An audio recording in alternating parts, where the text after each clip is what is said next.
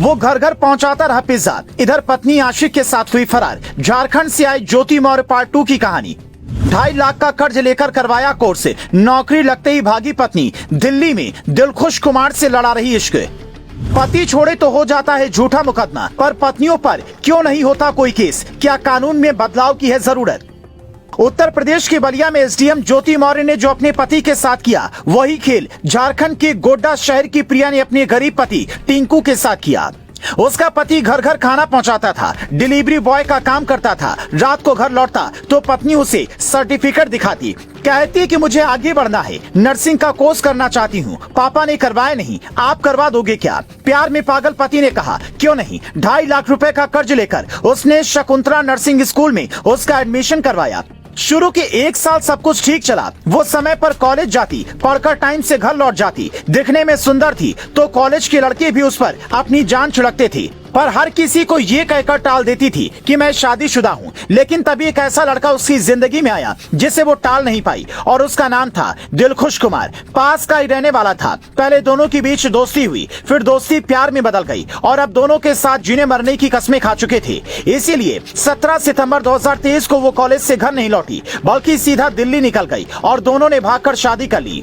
Social media पर तस्वीर upload कर दी, पर इधर इन सब से अनजान पति टिंकू उसे ढूंढने के लिए जगह जगह खान छाकता रहा। 24 सितंबर को जब उसे पता चला तो उसके पैरों तले जमीन खिसक गई। उसके बाद मीडिया के सामने आकर उसने जो कहा वो सुनकर हर पति यही कहेगा कि पत्नी चाहे कम सुंदर मिले, पर प्रिया की तरह ना मिले, जो कभी भी घर परिवार छोड़कर फरार हो जाए।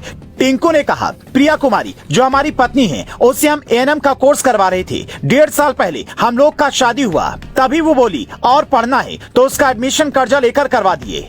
लेकिन अब पता चला कि वो दिल्ली में दिलखुश कुमार नाम के लड़के के साथ है और उससे शादी भी कर चुकी है। हमको इंसाफ चाहिए। उसके पीछे 2.5 लाख रुपए हम खर्च कर चुके हैं।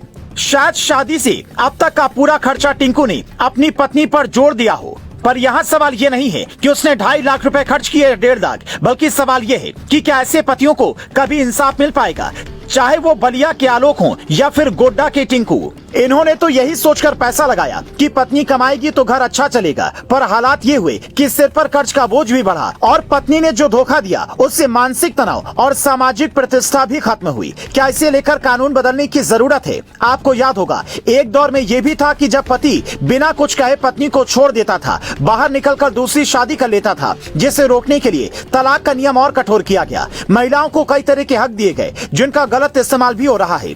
आप जैसे ही अपनी पत्नी को ये कहते हैं कि तलाक दे दूंगा, वो भी कानूनन तौर पर, तब भी वो कहती है कि दहेज का मुकदमा लगा दूंगी, जेल में रहना।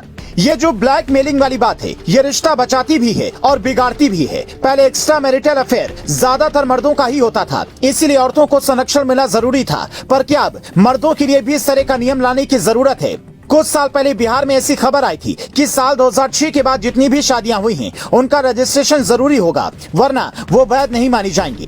तो इसका सबसे बड़ा तरीका यही है कि आप अपनी शादी का रजिस्ट्रेशन जरूर करवाएं, ताकि अगर पत्नी किसी और से शादी की सोचे भी तो इसका कानूनी आधार उसके पास नहीं बचे। वैसे भी पहले शादी के बाद तलाक के बिना दूसरी शादी गैर कानूनी है, पर शादी को साबित करने के लिए आप जब सर्टिफिकेट बनवाने जाएंगे तो पत्नी आपके खिलाफ होगी। फिर कोर्ट कचहरी के लंबे चक्कर आपको परेशान कर देंगे, जैसे Aadhaar card, PAN card, birth certificate और तमाम दस्तावेज आप ध्यान से बनवाते हैं, वैसे ही शादी के तुरंत बाद रजिस्ट्रेशन जरूर करवाएं। गांवों में आज भी यही समझा जाता है कि पंडित जी ने मंत्र पढ़ दिए, समाज के सामने 7 फेरे हो गए तो शादी हो गई, पर वो कानून की नजर में तब तक नहीं होगी जब तक कागज पर अधिकारी का मुहर नहीं लग जाता। इसीलिए ये कहानी और लोगों तक पहुंचाइए ताकि टिंकू वाला हाल किसी और का ना हो।